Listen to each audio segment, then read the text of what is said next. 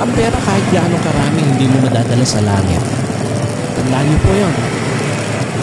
Kaya kailangan, habang pwede niyo pang i-enjoy yung mga blessings na yan, i-enjoy ninyo kasama asawa, kasama pamilya, i-enjoy yung mga binubuhos na pagpapala ng Panginoon. So kung binigyan ka ng Diyos o binibigyan ka ng Diyos ng kalakasan, wala kang sakit, i-enjoy ninyong mag-asawa ang buhay.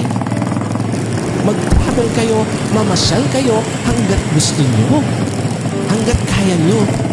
Huwag yung kung kailan uugot-ugot na kayo, saka pa kayo magyayayang mag-travel or mag-joyride. Wala nang joy doon.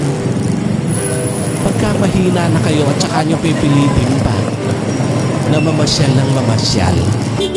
Hanggat kayang mag-enjoy, walang sakit, malakas ang katawan, i-enjoy ang pagkakataon na pwedeng i-enjoy.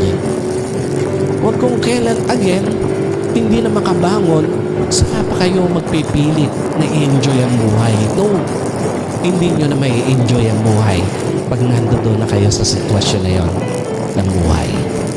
Tandaan